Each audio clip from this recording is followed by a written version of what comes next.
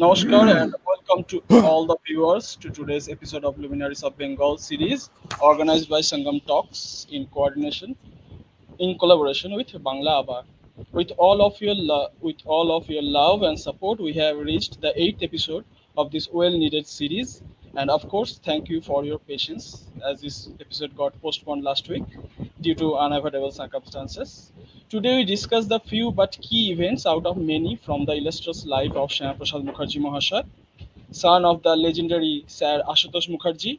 Dr. Shyama Prasad Mukherjee had graduated in 1921 with honors in English, securing the first position in the first class from the Presidency College and his MA in Indian vernaculars. Then he got a BL degree in 1924 and topped the list in Calcutta University. After his father's death in 1924, his presence at the university senate and syndicate was considered essential. In 1934, he became the youngest vice chancellor of the university. In 1929, he was elected to the Bengal Legislative Council as the Congress candidate from the university constituency.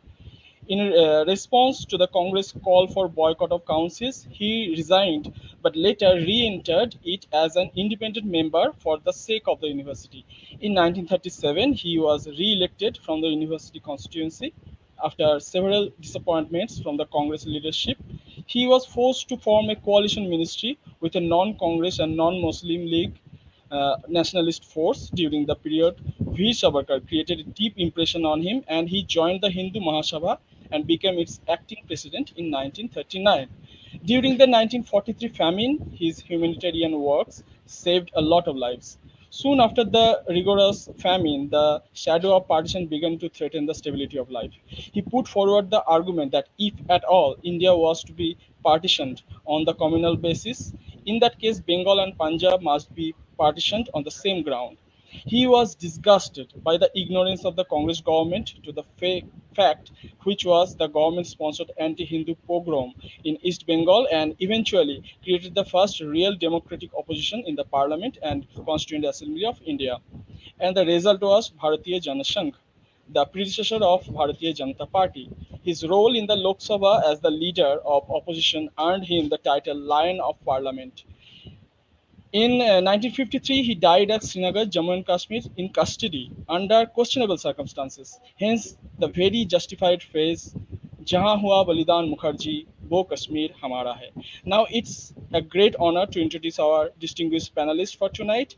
Our first eminent panelist is an acknowledged Shyama Prasad Mukherjee scholar and researcher and a moderately right-wing writer and thinker, none other than Tathagata Roy Mahasaya, an unapologetic Sanatani Hindu, and rightfully so. He has served as the governor of Tripura, Meghalaya, and Arunachal Pradesh. He is the author of a complete biography of Shyama Prasad Mukherjee, Life and Time, published by Penguin Random House in 2018. He was earlier an important functionary of the Bharatiya Janata Party. We also have with us acclaimed author, researcher, and commentator on history, politics, economics, and environment, Chandrachud Ghosh Mahasaya. He graduated from Vishwabharati and the University of Sussex. He has co-authored Conundrum Subhas Bose's Life After Death, which features among the best sellers on Amazon. His latest publication is the definitive biography of Netaji Subhas Chandra Bose, published by Penguin Random House, titled Bose, the Untold Story of an Inconvenient Nationalist, which is a national bestseller. He is one of the founders of pressure group Mission Netaji that has been the moving force behind the declassification of secret documents related to Netaji Subhas Chandra Bose.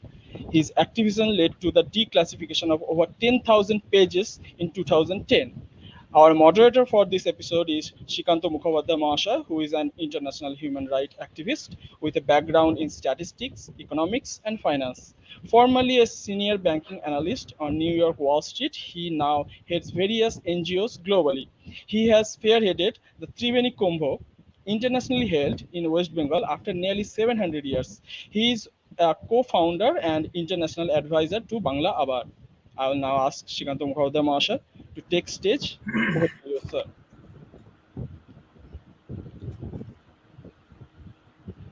Hi. Namaskar to all of you. Uh, it's a great day to have this program on Bharat Kesari, Shyama Prasad Mukherjee. We have two very eminent speakers and we have a huge audience listening. So, first of all, the program is segmented such that we'll have Professor Tathagata Roy, actually, I should say Governor and Professor Tathagata Roy speaking in the beginning, and then we'll have the famous Chandrachur Ghosh from Mission Netaji fame also speaking after that. Thank you, Devashish. Let me first bring in Tathagata Roy. You've heard his introduction. It's a multifaceted personality. He is a number one author on Shyama Prasad Mukherjee, and it's like very eminent. I'm not. I'll actually talk about him after he speaks. But Tathagataji, please start. Thank you, Srikanto. It gives me great pleasure to speak before this august audience about a person whom I revere hugely and whose greatness I have tried to bring before the Bengali audience. They're not exactly Bengali, the entire Indian audience, but particularly the Bengali audience, because he is a person to whom the entire population of West Bengal, particularly the Hindu population of West Bengal, should be grateful. And yet he was almost forgotten. So let me, without wasting much more time on the introduction, let me begin on his life. See, Dr. Shyama Prasad Mukherjee was an outstanding scholar, and he had a career cut out for him, designed by his father, Sir Ashutosh Mukherjee, for in the Calcutta University. He was the youngest vice chancellor ever, the equivalent of president, equivalent of which is president in the United States, the youngest vice chancellor ever of Calcutta University, and that is at the age of 33, and gave a great account of himself in that post for 4 years. But even before that, and even after that, he held the helm of the university and helped whoever was the vice chancellor. And all those vice chancellors eventually were very grateful to him. Now, Dr. Shyama Prasad Mukherjee had to come away from the field of academics into politics by a very strange turn of events. See, in 1935, the British enacted a law called the Government of India Act. This was enacted in the British Parliament, and this provided some limited self government to the British Indian provinces. Now, this limited self government envisaged some kind of election, but this was not universal adult suffrage as we have in this country. Instead, it was to some special groups, like, for instance, graduates, taxpayers, labor constituency, the railway constituency. It's like that. It was a little complicated. Let's not get into that. But the important thing was that it had separate electorates for Hindus and Muslims. Actually, it was not called a Hindu electorate, but it was called a general and The Muslim electorate was, of course, Muslim. There were Indian Christians and other groups, not very significant in pre-independence Bengal. Now, it so happened that after the election, it was found that no party in the Bengal Assembly got a clear majority. There were three parties in the fray. One was, of course, Congress, which won with the which had the support of the entire Hindu population of undivided Bengal. The second was Muslim League, an unalloyed communal party, which was originally uh, designed, or originally it appeared to be a party of well-to-do Muslims, particularly Muslim zamindars and other people in Muslim businessmen and all that. But eventually, as we shall see, this party became the representative party of all Muslims. Now, the third party was a party called Krishak Praja Party. This Krishak Praja Party was headed by a person called Fazlul Haq. He was from Barishal. This party was happened to be this party was a party of peasants, and their agenda were all the peasants' agenda, like supply of fertilizer or supply of water and stoppage of exploitation, their exploitation by zamindars, then the uh, doing away with their loans or relieving them of their loan liabilities, things like that. Now it so happened that these peasants in Bengal were largely Muslim, and therefore this party became an essentially Muslim party, though it did not have a communal agenda like the Muslim League. So, under these circumstances, the normal thing for the Congress would have been to form a coalition with this party. Unfortunately, and for reasons that yet I have not been able to fathom, Congress did not refuse to form a coalition with this party. As a result, this party was pushed into the lap of the Muslim League. And as I had said, this did not have a communal agenda, but at the same time, this had the support of the Muslim ground level, that is mostly Muslim peasants. And the Muslim League was an avowedly communal party. So the combination became a Muslim combination. Muslims at that time in undivided Bengal, they constituted about 55% of the population. The Hindus constituted 45% of the population. Interestingly, now if you take the two Bengals, that is to say West Bengal and Bangladesh, Muslims now constitute about 70% of the population, and Hindus constitute only 30% of the population. But that is a different thing. That has got nothing to do with the present. I just mentioned it in passing. So, as a result of this coalition, it became a Muslim government ruling over the entire province. And gradually, it was found that they were very serious about implementing their communal agenda, and they went ahead doing it. This communal agenda basically envisaged that they would that Muslims would have a uh, place in government jobs.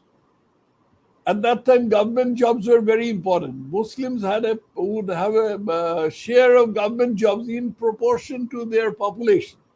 In other words, because 55% of the Muslims 55% was the percentage of Muslims in the province. The share of Muslims in government jobs would be 55%. But because earlier the Muslims had a very minuscule, very small representation among the in the government job. The Muslim League and Praja Party coalition laid down a rule that until this 55% proportion, 55% share of the jobs was given to the Muslims, no jobs would be given to the Hindus. First, this 55% the share would be implemented, and then only we could think they could think of giving the. So you can imagine what a terribly unfair thing it was, because at that time Hindus educationally and culturally were far, far more advanced than the Muslims. But yet this thing was implemented, and Congress didn't protest against it. Or they did protest, but in a very mild way, because Congress all the time pretended that they were a party of Hindus and Muslims alone. That was not a fact, because Muslim support in undivided Bengal had gone over almost entirely to this Muslim coalition. But Congress had to pretend that this was their grand obsession, and therefore they couldn't speak too harshly about against the Muslims. Anyway, this thing went on, and the Hindus felt so deprived that they decided that they would have to do something about it. There were prominent Hindus like Justice Manmothanath Mukherjee, Ashutosh Lahiri, uh, Swami Pranavanandaji, who was the uh, founder of Bharat Sevashram Sangha. All these people were extremely exercised over this very unfair deal given to the Hindus. But the problem was that they didn't have a leader. They didn't have a political leader. So they sat together and figured that the only person who could lead the Hindus in these circumstances was Dr. Shyama Prasad Mukherjee. And they somehow managed to persuade Dr. Mukherjee to come into politics, leaving the arena of Devi Saraswati, that is the academic world, and take up take up the cause of the Hindus of the province. So Dr. Shyama Prasad Mukherjee did that.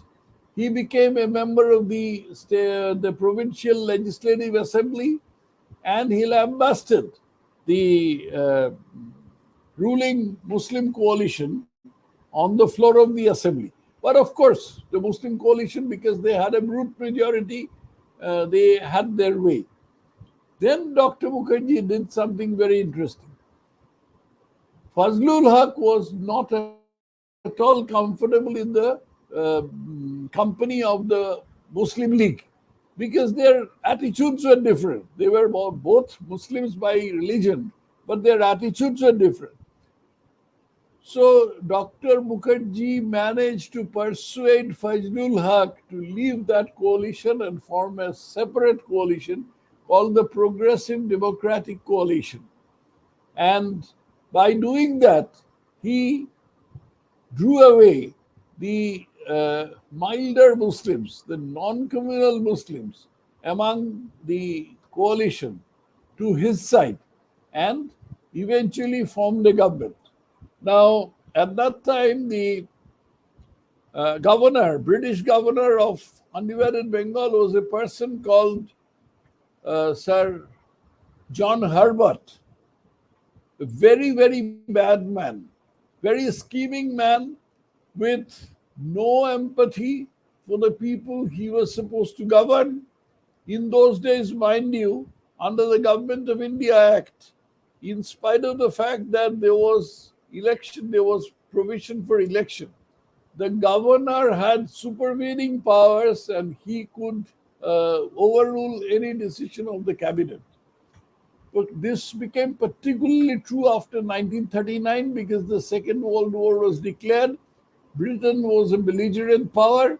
The Viceroy of India, that is Lord Linlithgow, he declared India also to be a belligerent, although India had nothing to do in the war. And in the war, certain very draconian laws were imposed. They were called the Defense of India rules. Under this Defense of India rules, the governor practically was a king, and he could, without batting an eyelid, he could just throw away rubbish, all that the ministry was doing. He was totally in favor of the Muslim League because the Muslim League never uh, opposed British domination.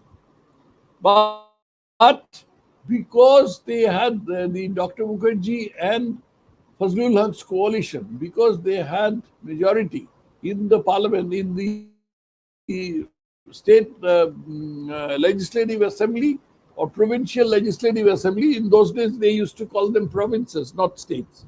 Provincial legislative assembly, it was, he couldn't do anything. So the new government took power. Sarat Chandra Bose, who was the elder brother of Netaji Subhas Chandra Bose. Sarat Chandra Bose was supposed to be the deputy prime minister. In those days, they used to call them prime ministers. Deputy prime minister, and Fazlul Haq was supposed to be the prime minister. But this Herbert was so incensed and so conspiratorial that on the day previous to the day on which the ministry was supposed to take oath, he arrested Sharat Chandra Bose and packed him off to a place called Kunur in South India. And everybody, of course, the entire Congress and the other people, Praja Party people, protested. But Herbert pretended as if he had nothing to do with it because this was a central government decision. And in the interest of the war, in the interest of the British Empire, this had to be done because Sharat Chandra Bose was the elder brother of Subhash Chandra Bose. Actually, Sharat Chandra Bose had nothing to do with the war effort or the Azad Hind Fauj. But because he happened to be the elder brother of Subhash Chandra Bose, he said that this man cannot be trusted, so he has to be sent back there. So that is what happened. And then Dr. Shyama Prasad Mukherjee was, of course, in that uh, cabinet. He had by then joined the Hindu Mahasabha, and he had become the most important, next to the prime minister, of course, the most important person in the cabinet. So much so that although the formal name of the cabinet was the Progressive Democratic Coalition, people used to call it the Shyama Haq cabinet. Shyama, Shyama Prasad Mukherjee, and Haq, that is Fazlul Haq, Shyama Haq cabinet. And there was a right hand man of Fazlul Haq called Abul Mansur Ahmed. Abul Mansur Ahmed has written in his autobiography called Amar Dakha Rajnitir Panchash Bochor. In that autobiography, he has written that he had never seen a Hindu leader who was so fair, so neutral in all matters concerning Hindus and Muslims in the province of Bengal. He had praised Shyama Prasad Mukherjee to the skies because he said that this here was a person who was very liberal, very secular, very fair to both communities. And at the same time, Shyama Prasad and Fazlul Haq declared that Shyama Prasad Mukherjee had been entrusted with the welfare of the Muslims of Bengal, while I have been entrusted with the welfare of the Hindus of Bengal. So what a beautiful statement it was. But Herbert, Herbert was disgusted, incensed, and he conspired to displace this ministry. What happened is that Fazlul Haq had an unfortunate trait in his character. What was that trait? He was extremely power loving, and he could be persuaded by holding a bait of power before him to do things that were totally against his interests. He also was capable of saying very foolish things in extempore speeches. In any case, what this Herbert took advantage of this trait of Fazlul Haq, and he told Fazlul Haq that, look here, these are war times. The Japanese may invade India anytime.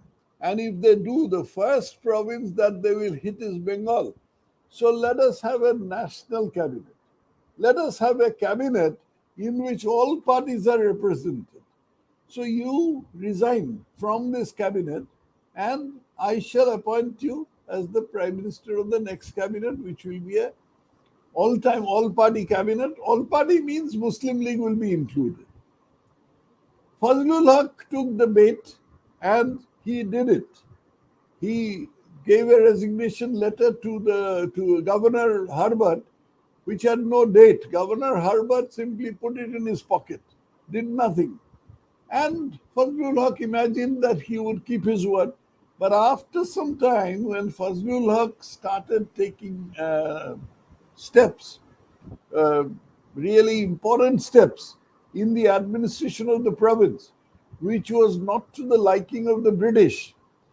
This man, this Herbert, he put a date to the resignation letter, and he said that here is a letter, resignation letter by Fazlul Haq. I have accepted the resignation, so he is no longer Prime Minister of Bengal. Now I am going to form a national government. Now, national government had to have Krishak Praja Party, Congress, and Muslim League. Muslim League was at that time ruled by Jinnah. It was literally ruled by Jinnah. He was the uncrowned king of the party. His word was law. Jinnah said that I have no objection to taking any Hindu in the cabinet, but I shall not accept any Muslim who is not a member of the Muslim League. Because he wanted the Muslim League to be the sole representative of the Muslims, and he eventually succeeded in doing so. So, Fazlul Haq lost his place, and practically a Muslim League, because Congress refused to join that cabinet. There was no, Herbert also never intended it. And as a result of that, the Muslim League coalition, Muslim League government was formed under the prime ministership of Khaza Nazimuddin, Sir Khaza Nazimuddin, who was a very criminal person. And this Muslim League government uh, sort of ruled in a very draconian manner over the province, particularly over Hindus. They were extremely unfair, as they had been earlier, and but the Hindus had no recourse because of this foolish act committed by Fazlul Haq. In any case, in between, there was this famine of 1943, in which an estimated 50 lakhs, that is 5 million people died. 5 million people died. The famine itself could form the subject of a speech or subject of a discussion.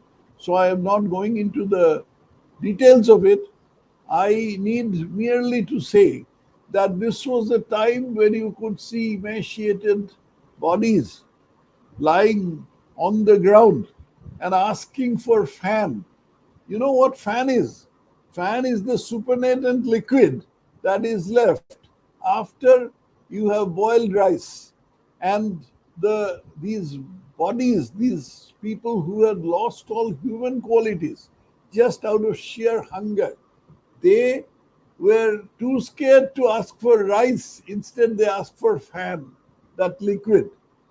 And terrible things were heard. Say, Shyama Prasad himself has recorded that on a sandbank on the Kashai River in Midnapur district, a dead body was found.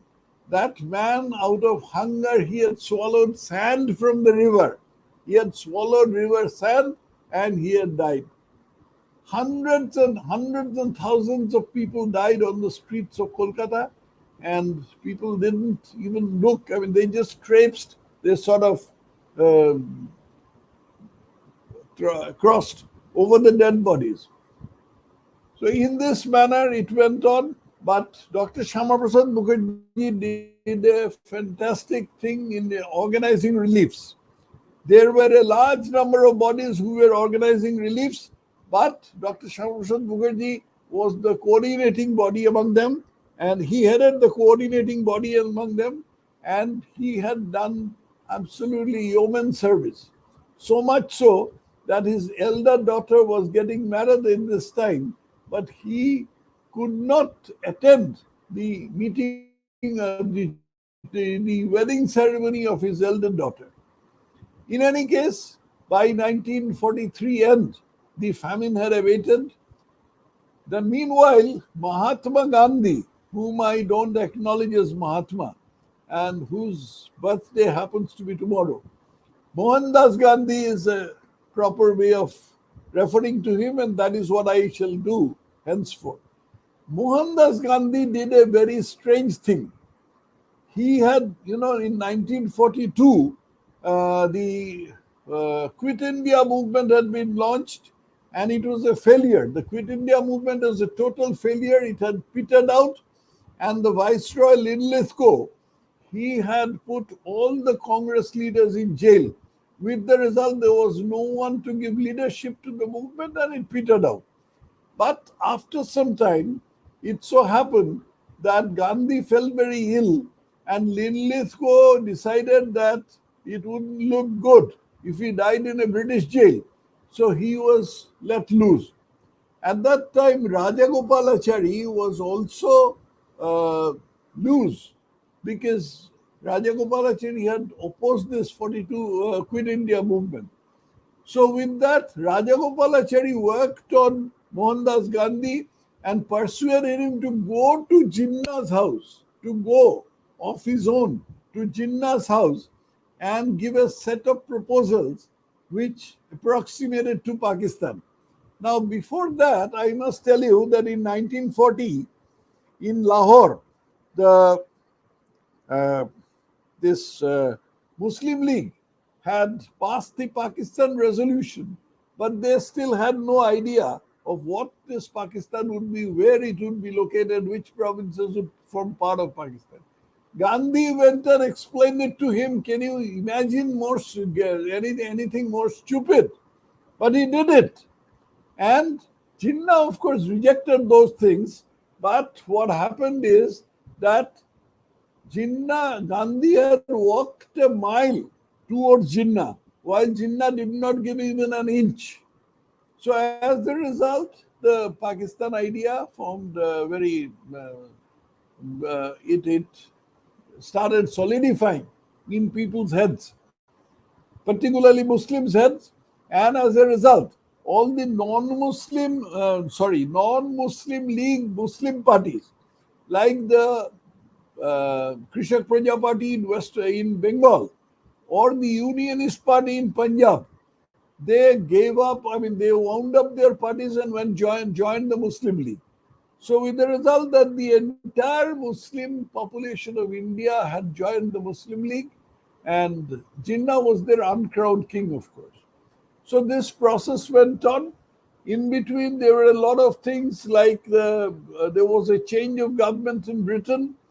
The war cabinet was booted out, and the person who became the prime minister was Clement Attlee. And Clement Attlee had decided, for a variety of reasons into which we need not go at this stage, Clement Attlee had decided that India was to be given independence. But which India? In what form?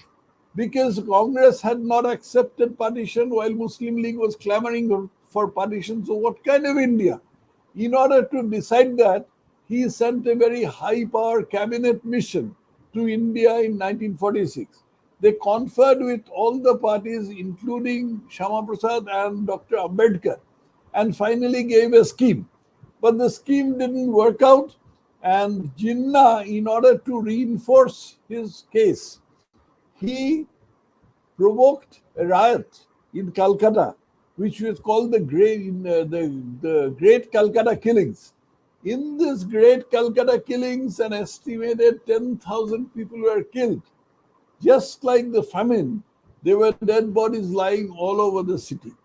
And the entire thing was engineered by Jinnah through the Prime Minister of Bengal, Hussein Shahid Sohrawardi. Shyama Prasad was the one person who had lambasted this government on the floor of the assembly, and even otherwise, he gave leadership to the Hindus. But the Congress by this time had got so avaricious, so greedy for power, that in 1947 March they accepted partition. All along they were saying that we will never accept partition, but then this March 1947 they accepted partition. Then Shyama Prasad Mukherjee said, "Look here, if you are going to partition India, then you must partition Bengal also, because Bengal may be a Muslim majority province, but this Bengal is not going. The Bengali Hindus are not going to live as dhimmis under Muslim domination. So you must partition Bengal." Jinnah opposed it tooth and nail, but Shyama Prasad got his way. Fortunately, he got the support of the Congress, and with that, uh, um, resolution was passed in the Bengal Legislative Assembly on 20th of June 1947, whereby Bengal was decided to be partitioned. The partition line was to be drawn by a English barrister by the name of Sir Cyril Radcliffe, and this was done on 17th August 1947. Meanwhile, India had got its independence 2 days earlier, that is on the 15th August 1947.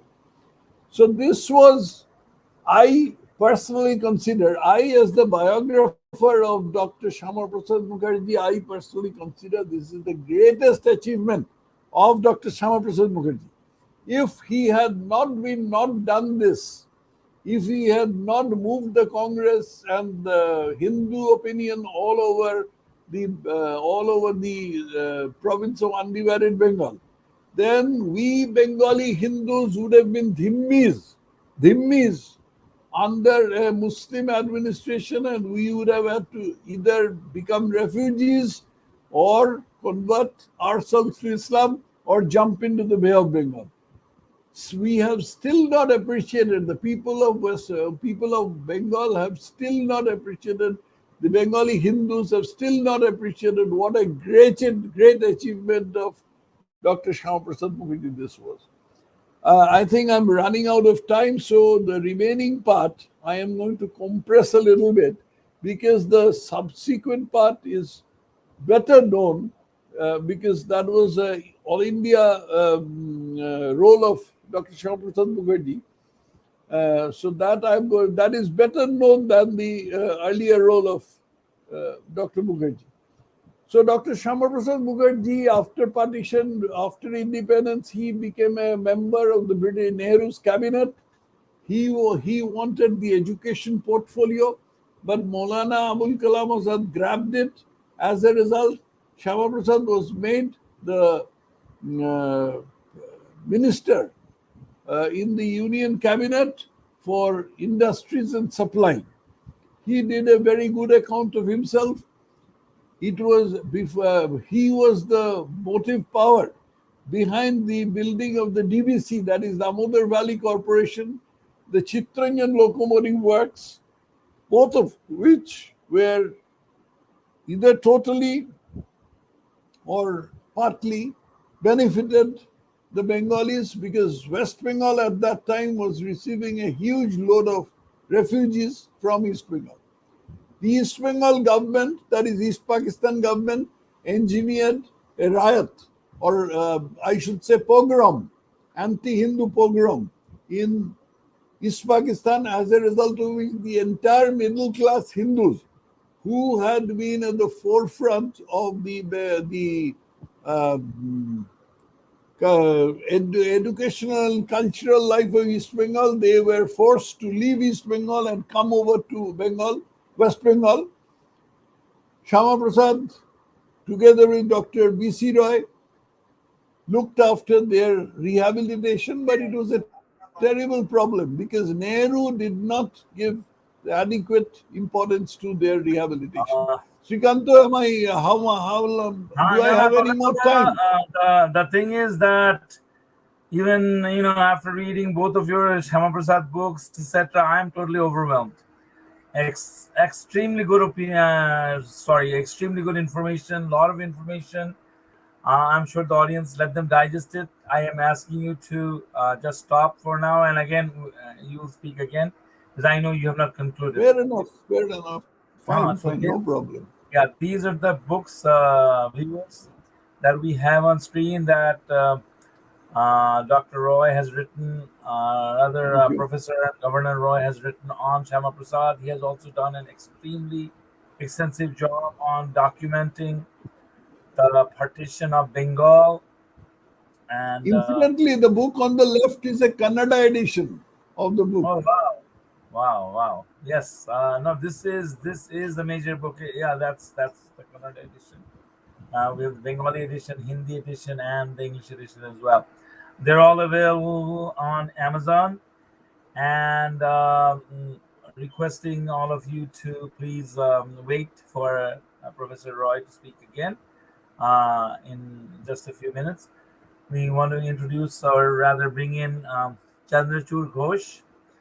And those of you who watched Gumnami Baba on film or read any of the books on from Netaji know about Chandrachur. Chandrachur, please join us and rather educate us about the great man Shyama Prasad, as well as the situation in Bengal at that time and how it's relevant today as well. Thank you, Shrikanta. And it was obviously a great experience, always a pleasure to listen to Tathagata Dar talk about Shama Prasad. And that was a very nice summary. I mean, of course, it needs a lot more time to talk fully about the man and to do justice to at least part of what he had done in his lifetime. I am not an expert on Shyama Prasad Mukherjee, but I just wanted to highlight a few things when we talk about Shyama Prasad in a current context. Because sadly, in the current Bengal politics or Indian politics, I would not give so much importance to national politics at this moment. But what is a matter of shame is that Shyama Prasad is not only a non-entity in Bengal politics, political discourse, but he is perhaps uh, painted as the most villainous character in the entire political spectrum, dominated by the left and the Congress. And by Congress, I mean both the Congress party and the Trinamool. So I don't want to go into too much of party politics here because that's not my purpose. But unfortunately, we have to look into the causes of why Sama Prasad is missing. I mean, someone who gave his entire life, dedicated his entire life to the upliftment of Bengal in its various cultural and political facets, and worked for India's industrial development. Such a man has been turned into a non-entity. So there has to be a reason behind it.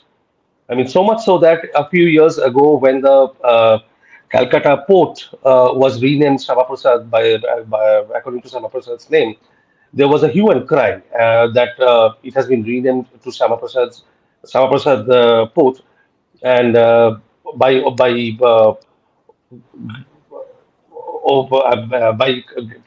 suppressing the name of Netaji Subhas Chandra Bose. Now, what happened is that in the Calcutta port, there was a dock in the name of Netaji.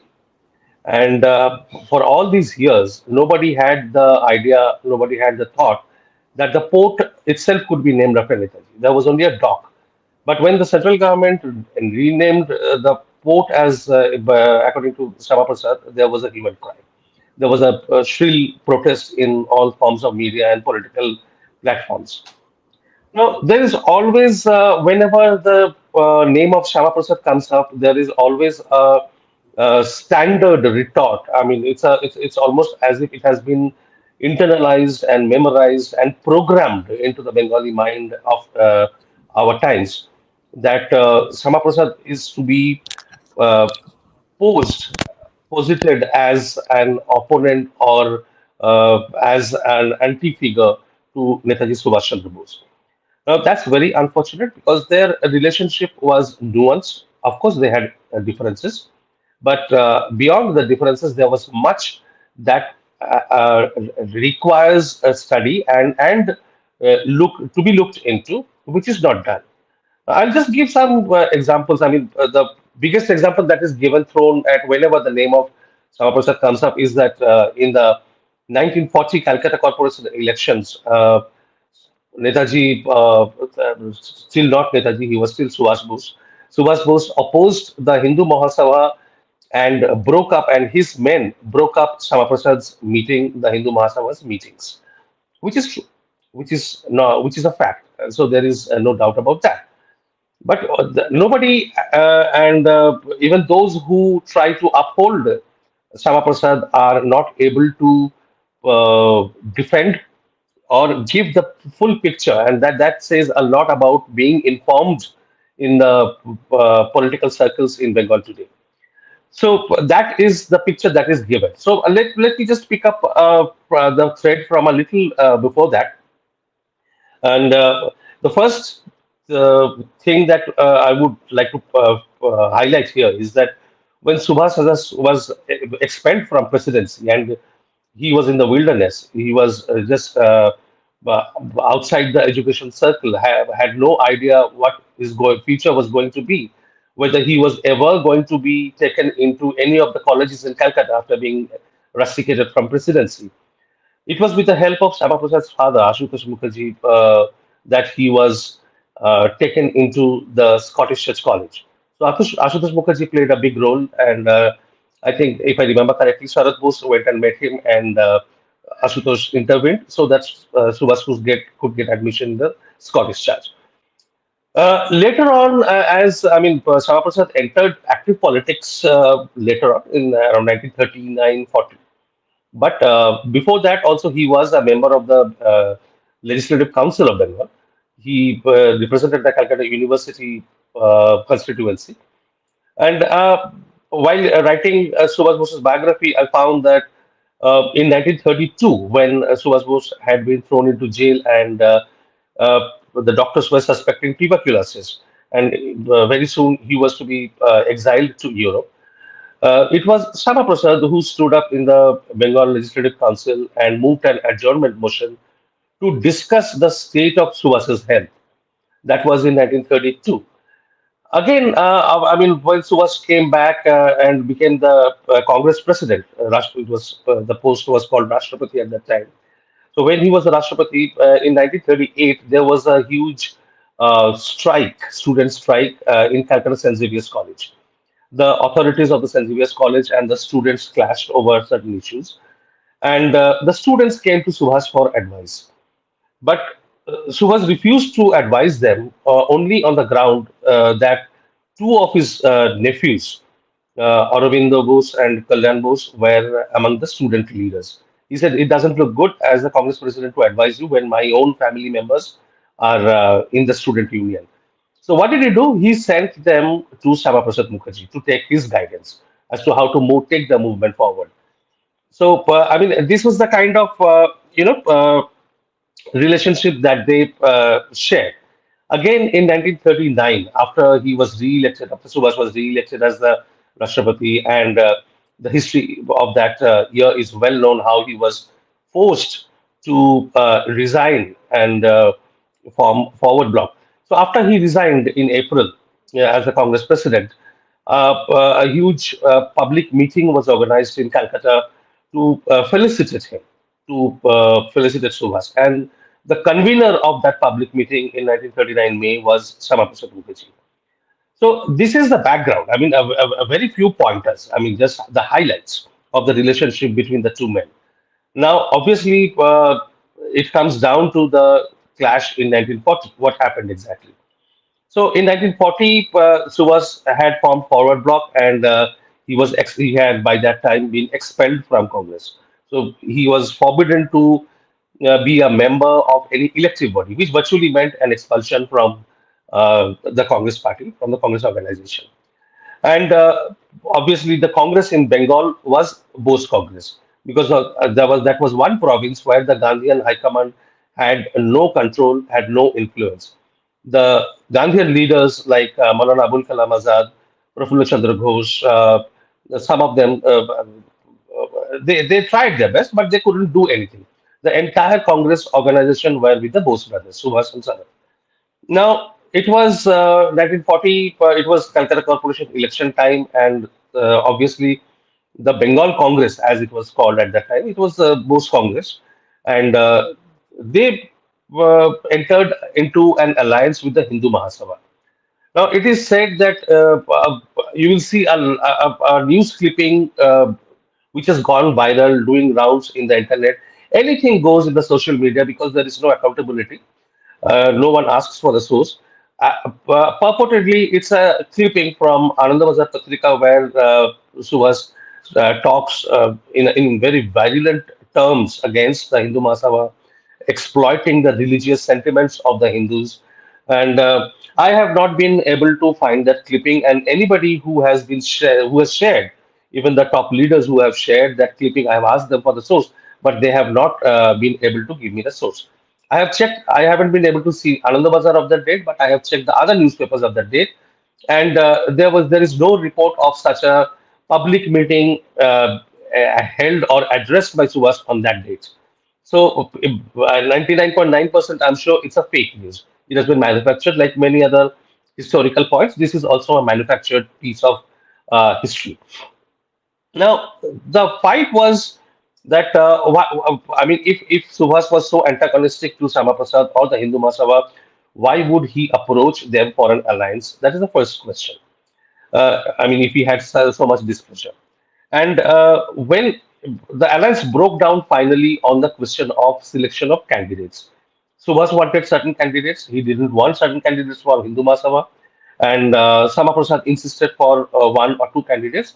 And there was this disagreement. And finally, the negotiations broke down and they parted. But then, what Subhas was obviously as a politician, he was a politician too. I mean, he was not there for charity, so he had to win election. And so he obviously he told Sama Prasad that I will not let you hold public meetings and not let your party win any seat. So his associates, his followers went and broke up a few meetings.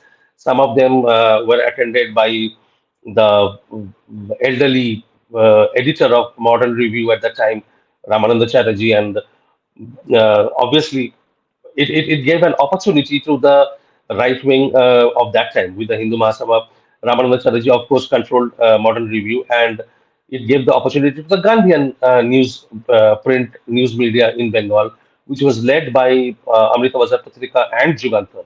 So Tushar Kanti Ghosh was the editor and of Amrita Bazar Patrika, and Tushar Kanti Ghosh and Ramananda Chatterjee went absolutely ballistic against Subhas Bose and called him fascist and everything.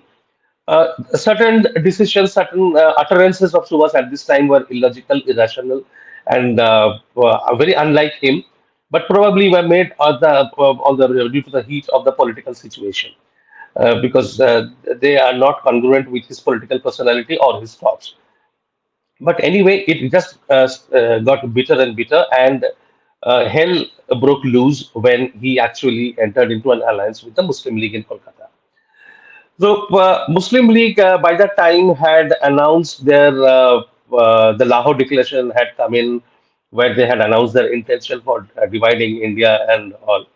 So, obviously, a question was raised as to what could lead him to take such a step to go with those who were advocating the division of the country.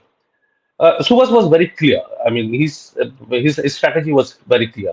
That there is I mean, and it was somewhat similar to what had happened about 15 years ago when Deshbandhu Chittaranjan Das had announced the Bengal Pact, where the idea was to uh, elevate the level of the common Muslims in the province, who were more numerous, as Tathagata pointed out, that they were nearly 55% of the population. So, with such a huge population being illiterate, out of jobs, out of the purview of jobs, you cannot progress as a nation, you cannot build a nation, you cannot progress as a province or as a country. So you have to give them certain benefits, certain reservations, certain facilities to uplift at least a certain section of that community. And that would also help to prevent them from going over to the radicals, the fundamentalists, the radicals, call them whatever name you want. But, so it was important to bring them back into the moderate fold or to the nationalist fold, as it was called at the time. There were the Muslim League Muslims and there were the nationalist Muslims. So that was one of the targets. That was one of the objectives of this alliance that Subhas was trying to get the moderates to his side, trying to prevent the drift towards the towards a more rigid stand on division of the country, on partition of the country. Now, there is a very interesting letter written by the governor of Bengal at this time when he was reporting to the viceroy. So he wrote, this was a confidential letter which was declassified much later. And in that letter, the governor wrote that the Muslim League leaders are very glad, they are gloating that they have got Subhas in their hand, and that they will capture the Congress organization through him, that he will serve their purpose. But they have no idea what kind of politician Subhash is, and by the time they realize, they will be under his control. So that says something about how this alliance was seen by Indians and by the British administrators. Anyway, this thing has remained a bone of contention. It can be explained, it can be justified, it can be opposed, it can be criticized, depending on the point of view of who is talking or who is writing.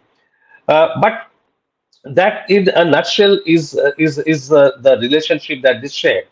And did this incident turn Shama Prasad against Subhas? No, because if you read the diary of Shama Prasad, there is unmixed admiration for Subhas Bose in Shama Prasad's writings. And obviously, when the INA trials were going on, he organized fundraising for the INA soldiers. Now, this was a political strategy adopted practically by all the political parties. Everybody was raising funds for the INA soldiers. All the newspapers, even those who were against Subhas Bose and the idea of the INA, the staunch non-violent Gandhians, they were also raising funds. So all the newspapers like Amrita Bazar Patrika, the Indian Express, Hindu Mahasabha, Congress, Muslim League, they were raising funds. The biggest amount of fund raised, and all these funds raised by the newspapers were finally given to the Congress party because the Congress had set up an iron relief committee. I'm just digressing for a second because this is a very significant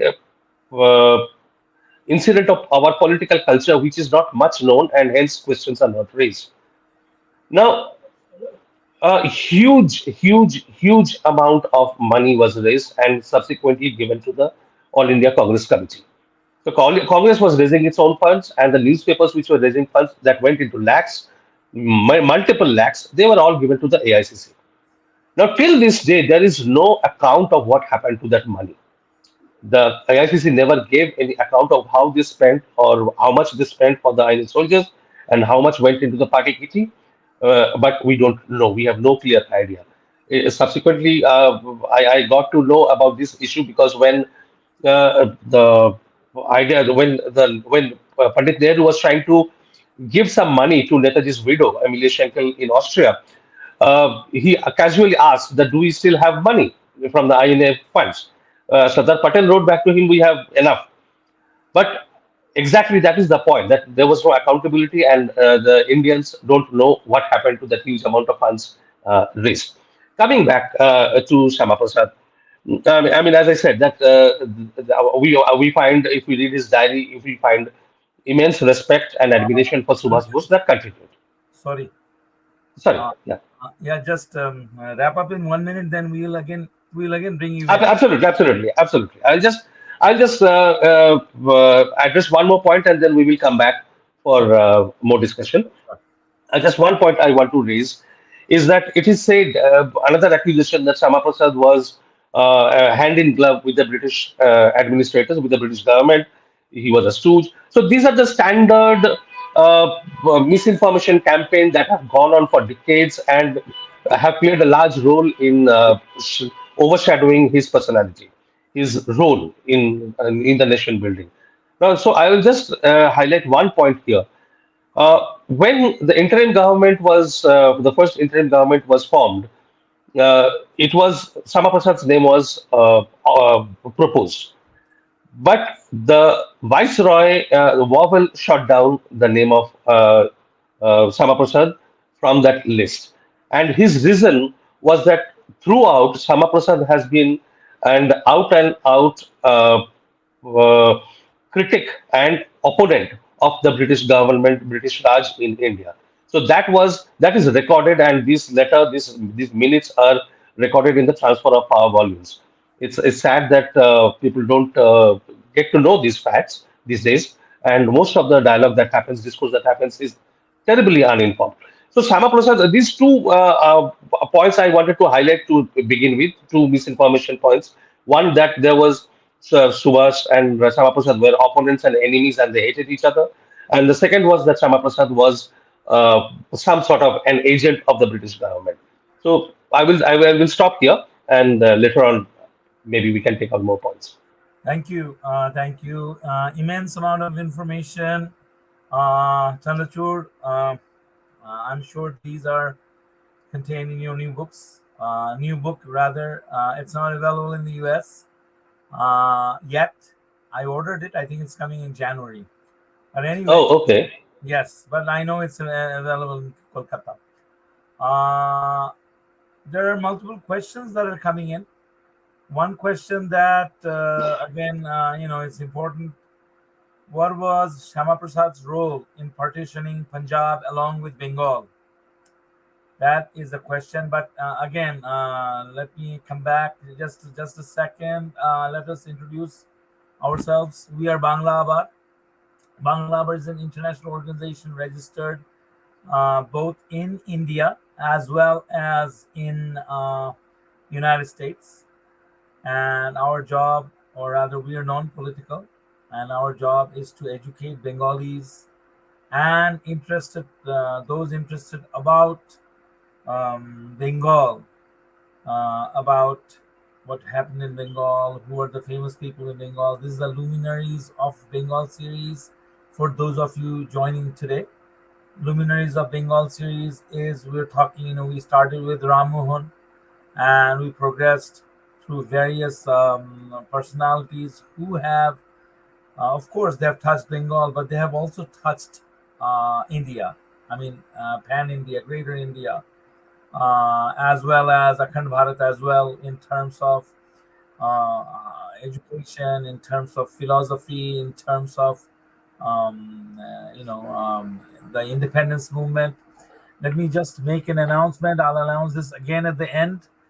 October 14th, that's next Saturday, we have the topic of political revolution in Bengal. We have eminent speakers for that.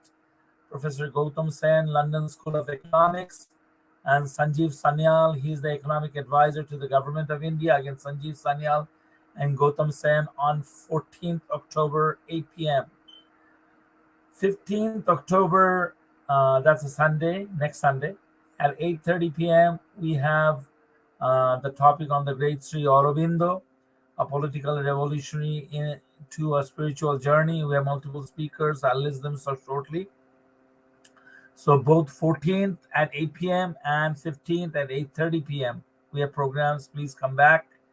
We will be sending you links. Now, question for Professor Roy, and then we'll ask the same to Chandrachud as well. What is the role of Bharat Kesari in partitioning Punjab along with Bengal. Both, the idea was that both Bengal and Punjab, along with Sindh, etc., are going to join Pakistan, along with the city of Kolkata, Amritsar, Lahore, all of that. But Shyama Prasad, by taking away West Bengal along with Kolkata, uh, that gave the idea to the group who worked with Shyama Prasad in dividing Punjab as well. That means India got half of Punjab back, or rather, what we call India now got the eastern part of Punjab, which includes Haryana, which includes Himachal Pradesh, etc. So Tathagata first, and then Chandrachud.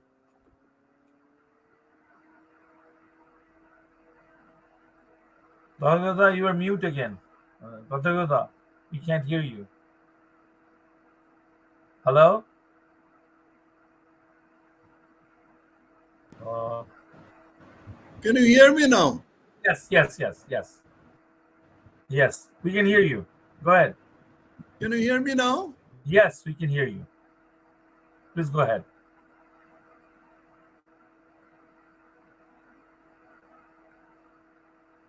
No, again you're muted.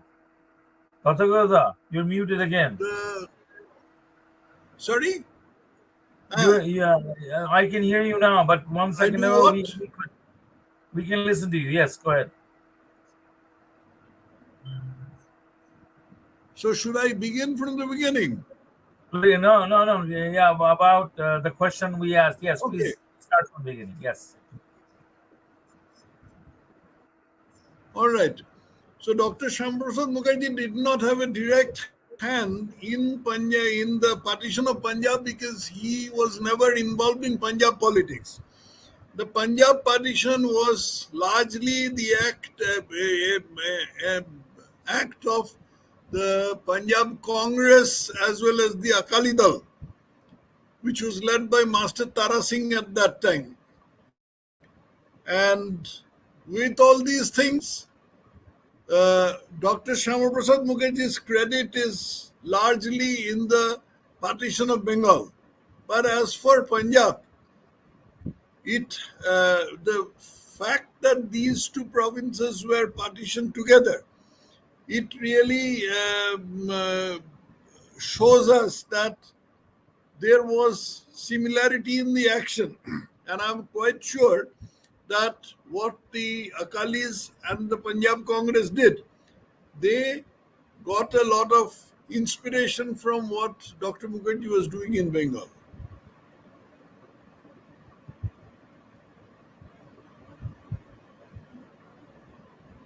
Can I add just one point here?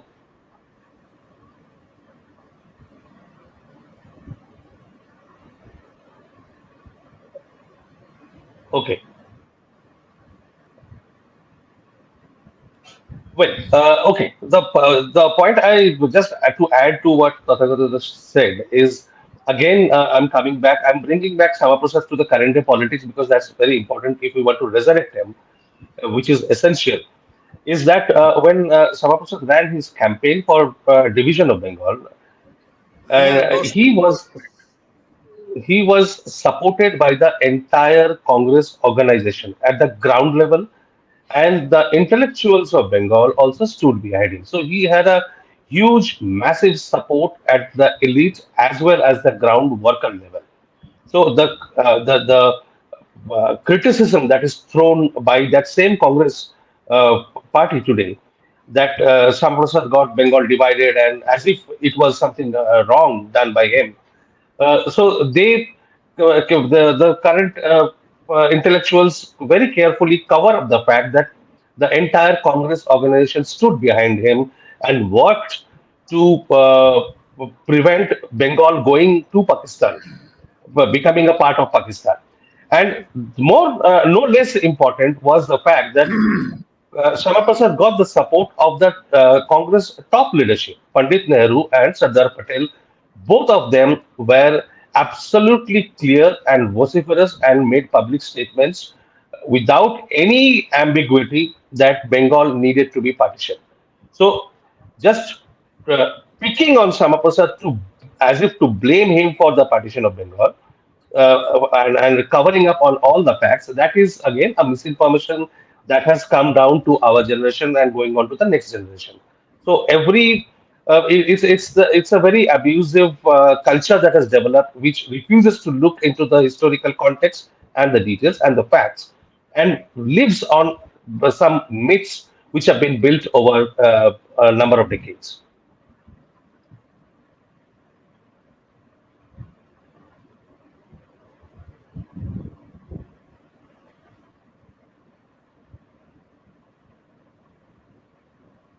Can we have the next question, Srikant? Sorry. I'm coming to the next question. But the entire Bengal and entire Punjab would have actually gone to Pakistan if if Shyama Prasad did not inspire the workers of the Hindu Mahasabha and other units to actually partition Bengal and bring it for India. So yes, okay. This is a question. Second question. The This is mainly for Tathagata Roy as well as for Chandrachud. Professor Roy, you are part of the BJP, who are currently ruling India, and basically, what you from what you said and what we know, Shyama Prasad is basically the founding father, the main person who founded the party. So the question is, why is his death mystery not even solved yet after so many years of Atal Bihari Vajpayee? That's 6 years, and then 9 years of Mr. Modi, so it's 15 total years, maybe more. So what is exactly wrong? Why is the mystery still not solved? Why we just have illusions, but we don't know what happened? So this is for Mr. Professor Roy mainly, and then if Chandrachud wants to answer this as well. See, to the best of my knowledge, a program is afoot to correct the mistakes in the writing of post independence and even pre independence history, what exactly happened during that time, who had been responsible for partition, all these things. Now, we must understand that the history that has been taught to us over the last 75 years, or the better part of 75 years, was largely the creation of Congress and uh, left historians. And as a result, certain ideas have got into the minds of people which now need to be dispelled.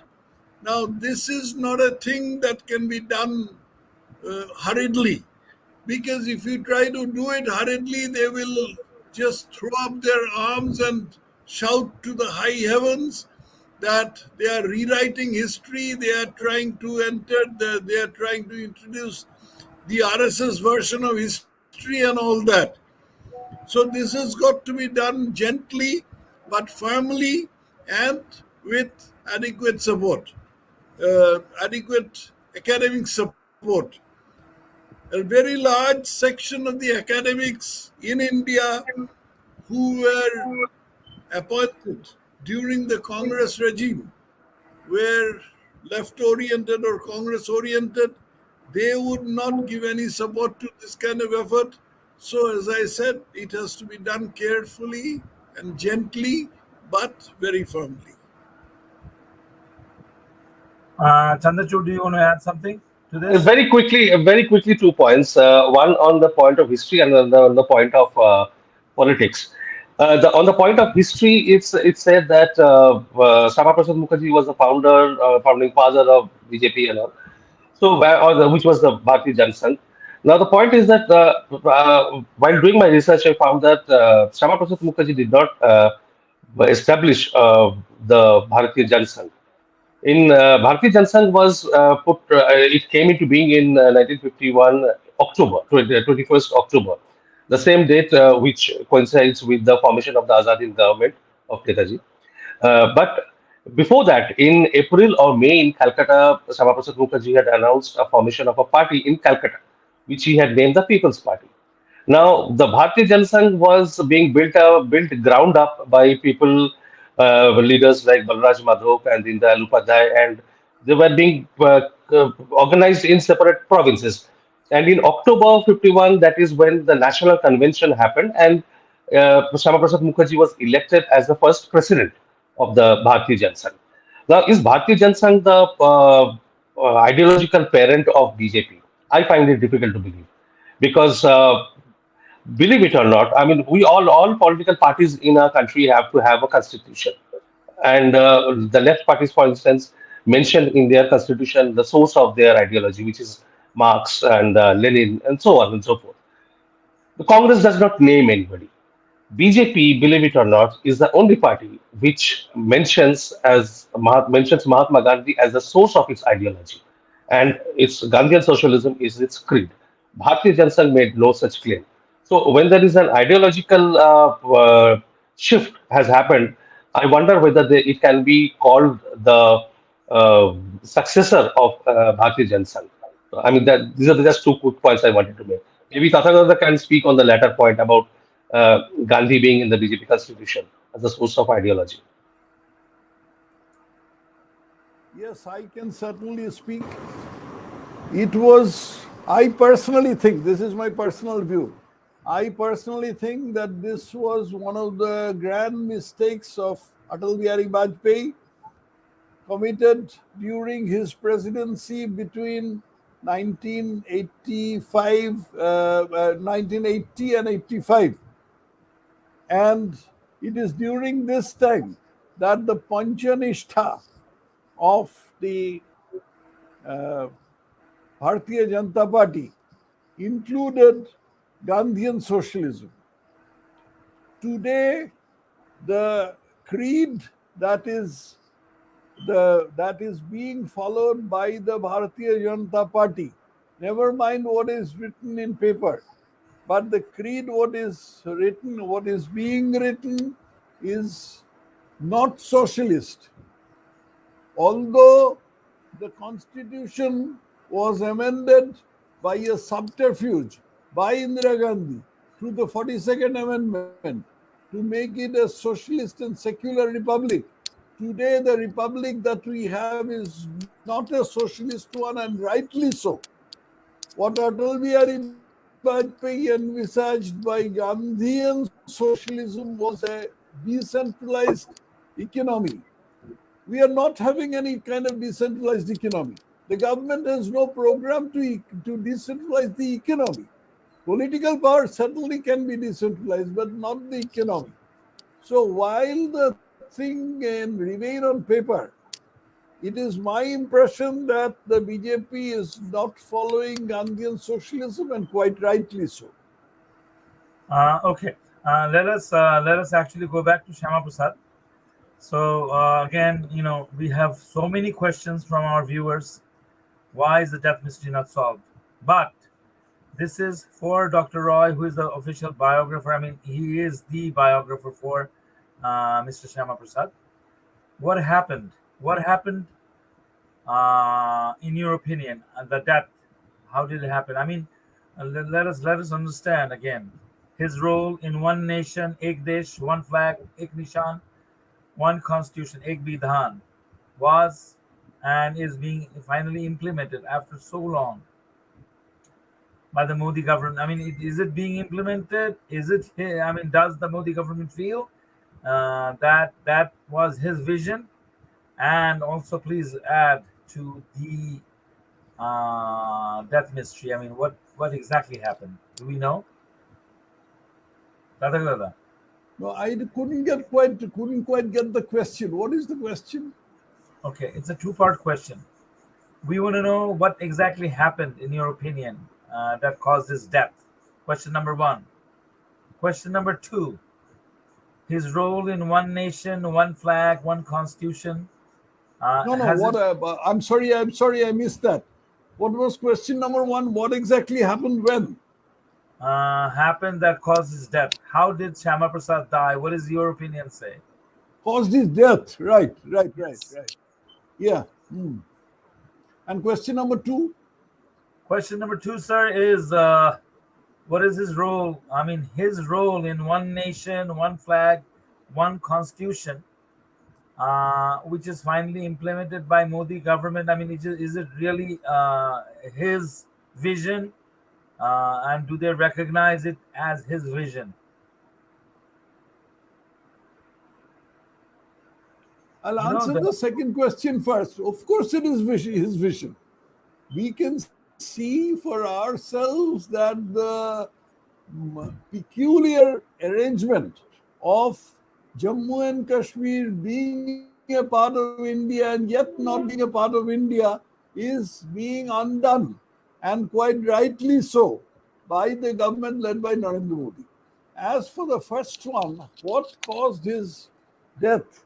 You see, it is once again a very long story, as I have been able to piece together the evidence on record. What had happened is that uh, Nehru and Sheikh Abdullah somehow snared Shyama Prasad Mukherjee to enter Jammu and Kashmir. Shyama Prasad Mukherjee said that at that time there was a rule that no Indian citizen could enter Jammu and Kashmir without having a permit. And that permit was to be issued by the central government, the government of India. Now, Dr. Shyama Prasad Mukherjee said that I shall not take a permit because I am a citizen of India and Kashmir is a part of India. So he was about to enter, when he was about to enter the state of Jammu and Kashmir from Punjab, from Pathankot, he was to have been arrested at the very entry in the Punjab part. But he was snared because the deputy commissioner of Gurdaspur district at that time, upon instructions from New Delhi, he told Dr. Shyama Prasad Mukherjee that you go ahead, you enter Jammu and Kashmir. You will, your permit will follow or whatever. But he was snared into entering, and then he was arrested in Jammu and Kashmir. The trick in this thing was that Jammu and Kashmir at that time was outside the jurisdiction of the Indian Supreme Court. Had he been arrested before entering the state, as he should have been, because he was entering without a permit, he should have been arrested because the Jammu and Kashmir government had nothing to do with the permit at that time. Permit was to be issued by the government of India. And the government of India knew very well that he was entering without a permit. So he should have been arrested, but he was not arrested. He was allowed to enter Jammu and Kashmir and then only arrested.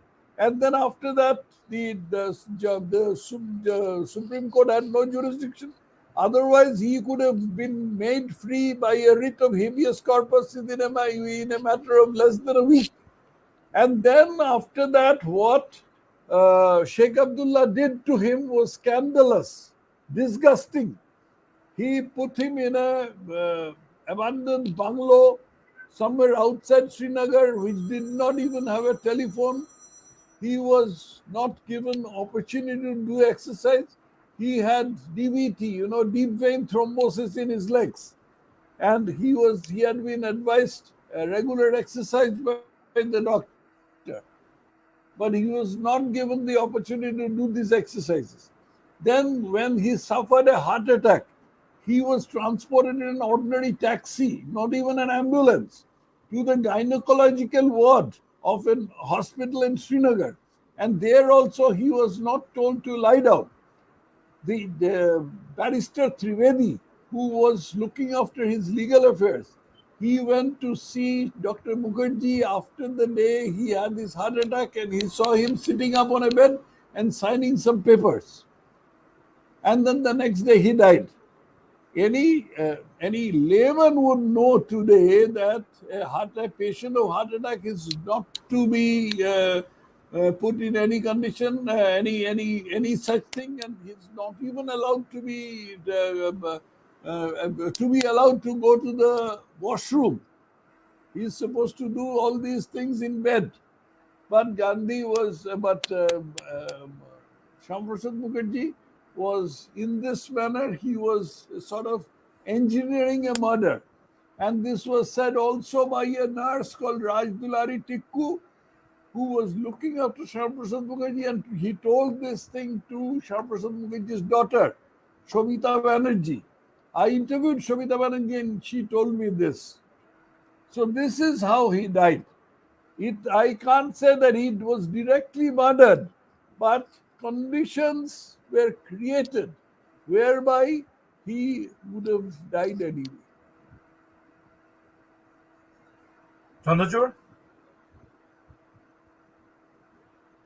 I don't have anything to add to this. I mean, Okay. We have, Tathagata is the last word. okay. We have a question that can Professor Roy speak about the Nehru-Liaquat Treaty, the Yes, implication of it? The Nehru-Liaquat Pact, I believe that's the yes, exact name, and yes. how Shyama Prasad reacted to it. Shama Prasad reacted to it by resigning from the Union cabinet. No, no. He Can just you threw please, it away. in one line, just say what the Nehru-Liaquat Treaty was? Yes, Nehru-Liaquat Pact. The Nehru-Liaquat Pact is an act of, I am sorry to use strong words, but it was an act of ultimate political stupidity. It could not have been unknown to Nehru that the pogrom, anti-Hindu pogrom, which was going on in 1950, had been engineered by the East Pakistan government. Certain things had happened which unmistakably point to that. There is a bridge which was then called the Anderson Bridge across the river Meghna. It's very close to the place from where my ancestors came. On 12th of February 1950, all trains crossing that bridge were stopped in midspan. All Hindus had their throats cut and thrown into the river to be eaten by crocodiles. In any case, they would have died. And this happened systematically. This could not have happened without the complicity of the government.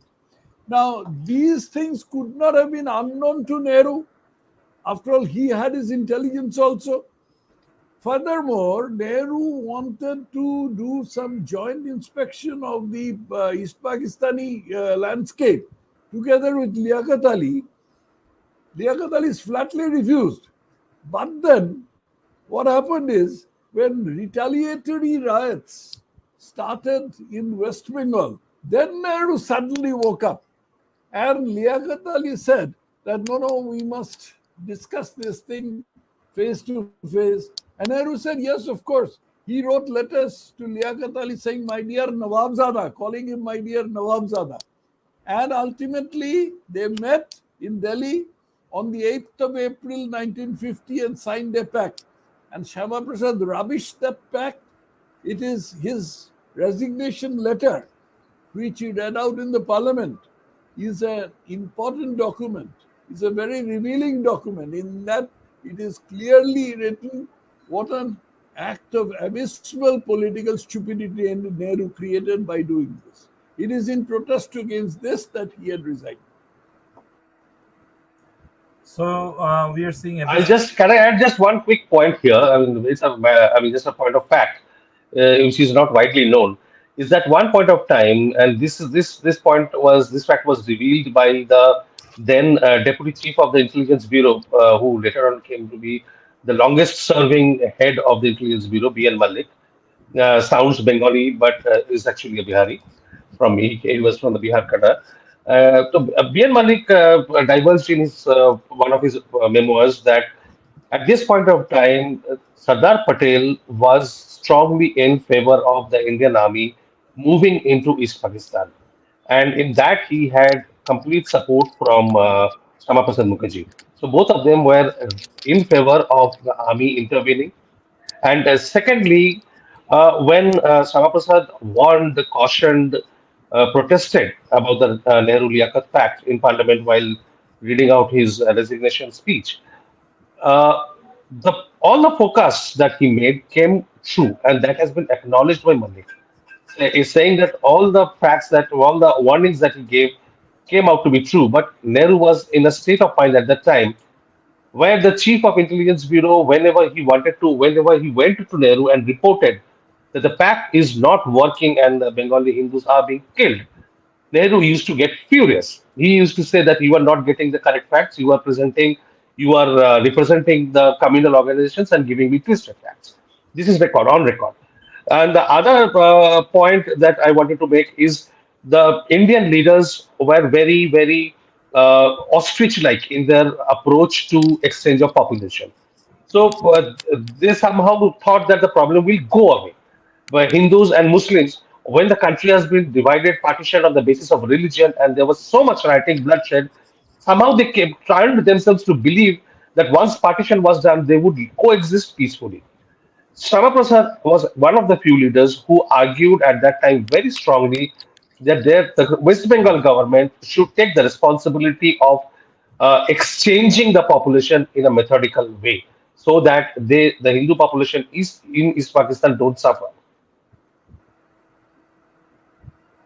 Okay. Um, Just to add one point, that this exchange of population was proposed by Shyama Prasad in case of Bengal and refused by Nehru.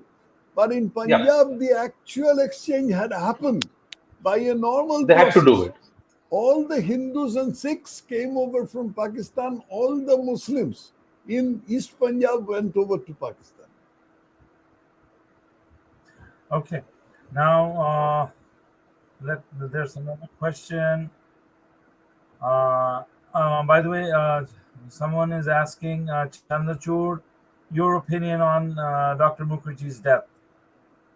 Do you have any I have opinion? no opinion. I think Tathagata has given the full facts. Okay. My only comment on that would be a political lament that those who claim to be the flag bearers of Shama Prasad's ideology, they talk about his death mystery only when they're in the opposition.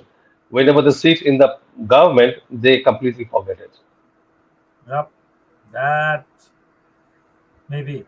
Another thing that we may want to add, someone has written is the Nehru-Liaquat Ali Treaty, for which Shyama Prasad and Niyogi, another minister, he also resigned. That's something that this person wanted to mention. There is a very classic Srikanto, question. just one point. Go ahead. It's getting very late now. So you'll have to limit the questions. I understand. I understand. So, but this is a classic question, and this question is very relevant, particularly as it applies to West Bengal. Uh, you know, Shyama Prasad, he had a dreamland of West Bengal. He created West Bengal with the support of the various functionaries. So, what do we see as the future of West Bengal? This is probably one of the last questions, but I may choose one or two more questions. But this is the important question. What do we see as what's going to happen to West Bengal? What is happening to West Bengal? I am extremely sorry to answer this, but I don't see any ray of hope. West Bengal right now is in a terrible state in every possible way. During the 34 years of their rule, the leftists, that is particularly the CPIM, have managed to drive out all industries out of West Bengal and create a total atmosphere of uh, politicization, over politicization of the civil services. So much so that no industrialist will touch this state with a 10-foot pole. And Mamata Banerjee, who we thought would relieve this state of this terrible administration, now she is following the CPIM line by line, action by action, every little bit, what the CPM did in West Bengal, the politicization of the police and the administration, the use of the police and the administration for the benefit of the ruling party, the total vanishing of the rule of law. She is doing every bit of it. And why I say that I do not see any ray of hope, it's total darkness ahead, is because The party that I used to belong to is not throwing up much hope. The way they are functioning, I am not happy.